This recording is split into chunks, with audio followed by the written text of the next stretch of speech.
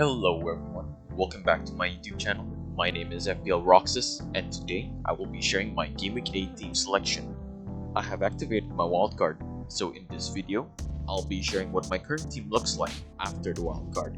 And I'll also be showing a few other players that I would like to fit in the team, but currently don't own, and then share with you guys on why I considered these picks for my wildcard team. Alright, let's start the team selection slash wildcard video. So a recap of Game Week 7, I ended with 47 points. That's another bad week for my team. Still not enough for a green arrow. That's a small red arrow to 4.1 million from 4 million. The Tripper transfer though went off perfectly, as he got an assist, a clean sheet, and maximum bonus points. Morris' double game week wasn't great. Morris, however, the other player I considered last week that I don't own, really helped Luton got their first win in the Premier League with a great goal from a set piece. Saka was my only midfielder that returned. I initially had a Stupinen in the starting 11 instead of him. At some point, just minutes before the deadline, I read some news about Saka being available, and that's when I made the decision to start him instead of Estupinian.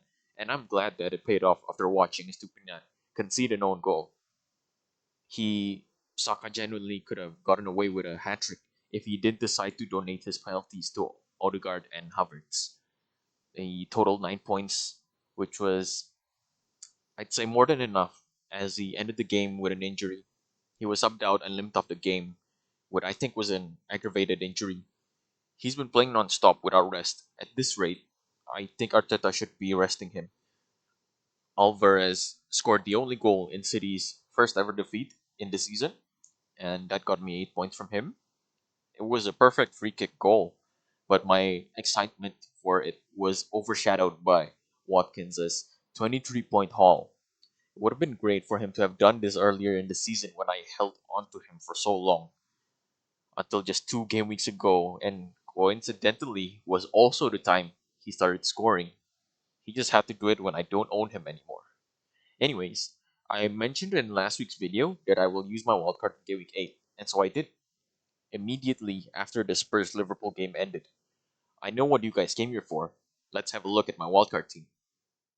So I've planned this Game Week 8 wildcard from quite a while ago, and one of the reasons for it are the fixture swings, and it comes in great timing. Right after my team has provided me with 4 consecutive red arrows, it's just the perfect time to wildcard now that I have a firmer grip on which teams are performing and which teams are not. And also the players, of course. And since I've activated my wildcard, I had to check on the projected price changes of the players that I've considered bringing in. So I made a few early moves to up my team value. At this moment, as I'm recording this video, a few more of the players I own are going to experience a price rise. So if any of you are on a wildcard, make sure to monitor the price changes as they're moving really quick. So back to my team. After using my wildcard, I have decided to stick with Turner due to my previous team's low team value. I had a lower budget for my wildcard because of that. So, yeah, I decided to keep him. He's still a decent pick. He has been starting all of Forest's games and is going against Palace this week. Not a bad fixture with Eze out injured for a while. And he also has Luton next week. So I think he'll be my starting goalkeeper for the next 2 game weeks. Trippier is the only defender which survived the wildcard from my previous team, as I've changed the rest of the defenders. I now have Burn and Cash alongside him. Dan Burn's been playing the full 90 minutes for all of Newcastle's games so far, and now that they are starting to get clean sheets, I'm hopeful for a few of those in the future. Cash is a wingback with great potential for attacking returns. He has an expected goal of 0.42 per 90, which is quite good for a defender. Wolves away this week isn't an easy fixture, but I'm here for it when he gets an attacking call in one of the game weeks. For my midfield, Madison is the only one I've kept, and I have now added Salah, Son, Neto, and Bowen. Salah is the consistent point scorer for my team. I chose him as he's only blanked once, which was last week when they were down to 9 men against Spurs. As I'm now at such a low rank, he's pretty much my shield just in case the other players underperform. I can trust Salah to provide some points for my team. Son and Madison, I have to say, are the must-have players for Game Week 8. They have possibly the easiest fixtures this week against Luton. Everyone knows how the newly promoted teams are the easy targets at the moment, so I think it's a no-brainer to have both of them for my team. Son is also a potential captain candidate for this week if I do decide to move away from Haaland captain. Neto's currently the player on the rise. He has returned in every game since like game week 3, which to be honest I didn't really pay attention to as Wolves had difficult fixtures against Liverpool and City, and he still returned. Definitely an underrated pick. He also plays a full 90 minutes every game, so I think he's one of the better differential picks out of the bunch. And he's cheap too at 5.6 million at the moment, so he's currently in my team. Bowen's my last midfielder. 5 goals and 1 assist so far, and he averages an expected goal of 0.52 per 90. West Ham is definitely getting back in form, as I've mentioned in my previous videos, and Bowen's a vital part of their success. He's returned in 6 weeks out of 8. He's just currently owned by just 16% of all managers. He's a consistent scorer, and a player like him is definitely a great differential. I've stuck with Holland and Alvarez. It is apparent that Rodri's absence is affecting City's performances so far, but they are still the best team in the league, even with arguably tougher fixtures ahead against the likes of Arsenal, Brighton, and United. I think that's City still fixture proof, and I think they're still gonna win all those games. And Alvarez and Holland should be scoring as usual. My bench has changed though. I now have Areola, Lamptey, and Taylor. I also still have Mubama, which I could still upgrade to Archer if I wanted to, but with 0.2 million in the bank, I might need those funds to bring in players that I might possibly get priced out of if I do want to change my wildcard team. This team currently is mostly fixed. Um, Mubama, Alvarez, Neto, and Bowen can still be changed if I do want to switch to other options. There are a few players that I have missed out on my team that I do want to bring in and I'm currently considering. So let's have a look in the next section. First up is Darwin Nunes. I think this game week is the right opportunity to bring him in. Now that we know that Jota and Gakpo will be out, he's surely going to start the next game. His stats for a player that doesn't get minutes is actually insanely good. He has 3 goals and 2 assists in just 219 minutes of play. Simply put, he has returned 5 times in just 3.5 90s. He averages an expected goal involvement of 1.28 per 90. So if he doesn't get game time, if he does get game time, he's a player that is very likely to get a return. Next up, we have Diaby, who's got 2 goals and 4 assists so far. He's he isn't the type of player that can have like consistent big hauls, but he is able to return consistently. He just blanked in 3 games out of the 8 so far this season, and at 6.7 million, along with great fixtures ahead for Villa, I think he's one of the better picks at the moment. Watkins is my last pick. The current star of Game Week 7 who got 23 points through his insane performance against Brighton.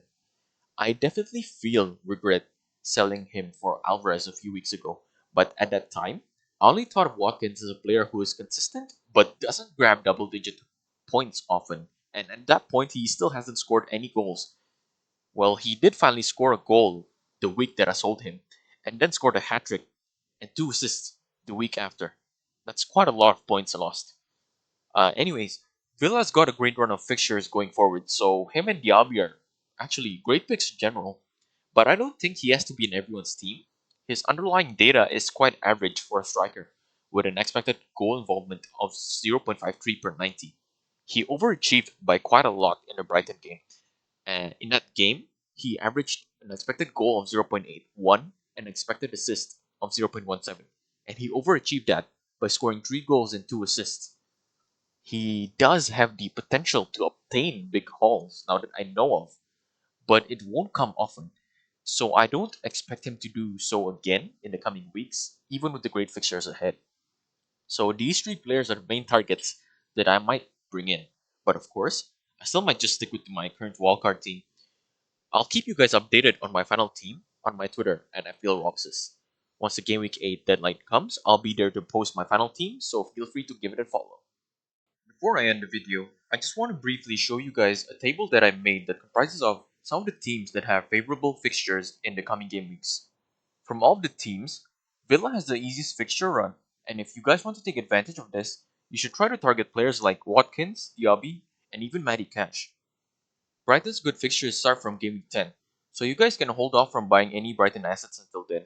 But if you do want to get a Brighton asset still, Mitoma is still the obvious choice.